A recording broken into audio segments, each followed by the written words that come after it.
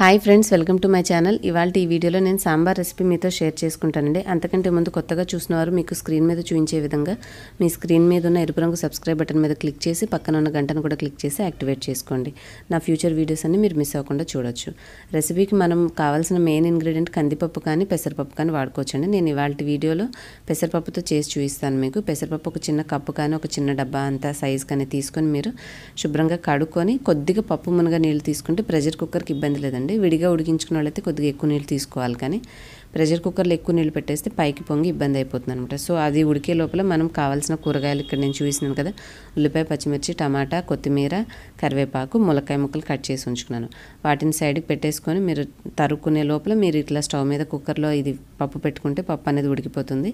సాంబార్కి ఒక చిన్న నిమ్మకాయ సైజ్ అంతా చింతపండు మీరు నానబెట్టి ఉంచుకుంటే అది కూడా చింతపండు కూడా నానే ఉంటుంది. ఒకవేళ మీరు త్వరగా నానవేయడం మర్చిపోయినా కూడా కొద్దిగా నీళ్ళల్లో చింతపండు వేసి స్టవ్ మీద పెట్టారంటే ఒక అర నిమిషం అది చక్కగా వేడి నీళ్ళల్లో మెత్తబడిపోతుంది. మనం గుజ్జు తీసుకోవడం చాలా తేలిక అనమాట. సో కూరగాయలన్నీ కడిగి రెడీ పెట్టుకోండి. చింతపండు చక్కగా నానబెట్టి ఉంచుకొని మర్చిపోయినా కొద్దిగా వేడి నీళ్ళలో వేసి ఉంచారంటే త్వరగా సాఫ్ట్ అయిపోతుంది. తాలింపు అయ్యే లోపల మనం స్టవ్ మీద బాండీ పెట్టుకొని దాంట్లో కొద్దిగా ఆవాలు, జీలకర్ర, కొంచెం మెంతులు ఈ మూడు వేసుకున్నామంటే కాస్త నూనె వేయడంగానే అవన్నీ చిటపటంటే ఆ తర్వాత మనము ఉల్లిపాయ ముక్కలు, పచ్చిమిర్చి, కరివేపాకు మూడు గబగబా వేసేస్తే కొంచెం తొందరగా నూనె చింది మీద పడకుండా ఉంటుందండి. ఒక్కొక్కటి వేస్తే ఏంటంటే అవి ఉన్న తడికి త్వరగా మనకి నూనె చిందే ప్రమాదం ఉంటుంది. సో నేనైతే మూడు కలిపి ఒక్కసారి వేసేస్తాను. మనం ఈ విధంగా కలుపుకుంటూ ఉండాలన్నమాట. కాస్త మరీ ఉల్లిపాయలు ఎక్కువగా వేగాల్సిన అవసరం లేదు. సాంబార్కి అవి కొంచెం క్రిస్పీగా ఉంటేనే మనకి తినేటప్పుడు సాంబార్లో బాగుంటాయి అన్నమాట. ఈ విధంగా చేసుకున్న తర్వాత మనం ములక్కాయ ముక్కలు కూడా వేసేస్తే కొద్దిగా ఆయిల్ అవి వేగుతూ ఉంటాయి. మనం ఐలోనే ఉంచుకొని స్టవ్ ఈ విధంగా కలుపుకుంటూ ఉంటే త్వరగా మాడిపోకుండా ఉంటాయండి. సో నా ఈ వీడియో కనుక మీకు నచ్చితే తప్పకుండా వీడియో చూసిన తర్వాత లైక్ చేయండి, మీకు తెలిసిన వారందరికీ షేర్ చేయండి. అంతేకాకుండా మీ అభిప్రాయాన్ని నా కామెంట్ సెక్షన్లో తెలియచేసి కొత్తగా చూసిన వారు సబ్స్క్రైబ్ చేసుకోవడం మాత్రం మర్చిపోవద్దు. ఇప్పుడు మనము ఉల్లిపాయ ముక్కలు చక్కగా వేగాయి కదండి, కొద్దిగా లైట్గా బ్రౌన్ అయితే కొంచెం లైట్గా సాఫ్ట్ అయితే చాలన్నమాట. ఆ తర్వాత మనం తరిగి ఉంచుకున్న ఆలుగడ్డ ముక్కలు కూడా వేసేసుకున్నాము. వీటిని కూడా కొద్దిగా సేపు వేయించుకో, అన్నిటినీ హెవీగా కూరకు వేయించినంతసేపు అవసరం లేదండి. జస్ట్ అవి కొద్దిగా వేడికి మగ్గితే చాలన్నమాట. తర్వాత కావాల్సిన మనం తరుక్కున్న టమాటా ముక్కలు కూడా వేసేసి మంచిగా కలుపుకొని ఇంకా వీటిలో మనకు కావాల్సిన స్పైసెస్ అన్నీ యాడ్ చేసుకుంటూ ఒక్కొక్కటి మనకి తొందరగా సాంబార్ చేసుకోవడానికి ఫాస్ట్గా అయిపోతుంది అనమాట. ఇవన్నీ ఇప్పుడు యాడ్ చేసుకుందాము. మెయిన్గా ఫస్ట్ పసుపు వేసుకుందామండి. పసుపు తర్వాత కారం, మీ స్పైస్ని బట్టి మీరు ఎక్కువ తక్కువ అనేది వేసుకోవచ్చు. కొంచెం కారం తగ్గిస్తే పిల్లలు ఇంకా సాంబార్ చాలా ఇష్టంగా తింటారు స్పైస్ తక్కువ ఉంటే. ఇవి రెండు వేసిన తర్వాత మంచిగా కలుపుకొని ఇప్పుడు స్టవ్ని కొంచెం సిమ్లో పెట్టుకోవాలి. లేదంటే కొద్దిగా మనము అన్నీ వేసాం కదండి, అవి ముక్కలు తొందరగా కింద పేస్ట్ అంతా అడుగంటే ప్రమాదం ఉంటుంది. సో మంట కొంచెం తగ్గించుకొని నిదానంగా కాసేపు మూత పెట్టి ఉంచామంటే పసుపు, కారం అన్నీ వేసాం కదా, ముక్కలు కొద్దిగా ఆవిరికి సాఫ్ట్ అయి ఉంటాయి. ఈ లోపల నేను చింతపండు రసం తీసుకొని రెడీ చేసేసి ఉంచుకున్నాను. చూడండి, ఇప్పుడు ముక్కలన్నీ మగ్గిపోయి ఉంటాయి కదా, ఇక మనం సాంబార్ చేసే మెయిన్ ప్రాసెస్లోకి వచ్చేసేద్దాము. వీటిని ఒక్కసారి కదుపుకొని ఈ విధంగా తర్వాత నేనేం చేస్తానంటే ఈ బాండి తీసేసి పక్కకు పెట్టేసుకుంటానండి.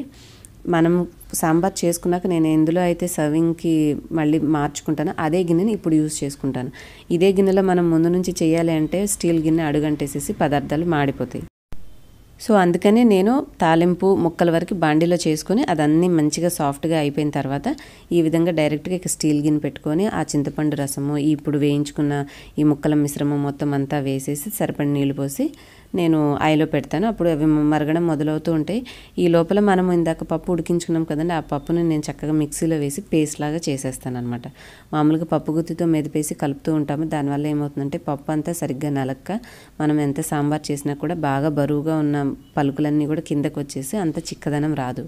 నేను సాంబార్ టేస్ట్గా చేస్తానంటే ఇదొక్కటేనండి, ట్రిక్ ఏం లేదు. పప్పును కాస్త మిక్సీ వేసుకున్నామంటే ఫైన్ పేస్ట్ అయిపోతుంది. మన సాంబార్కి చక్కగా రుచి వస్తుంది, ప్లస్ చిక్కదనం కూడా వస్తుంది అనమాట. మనం ఇంకా ఆ చిక్కదనం కోసం ఇంకా వేరే పిండనో ఏదో వేయాల్సిన అవసరం లేదు.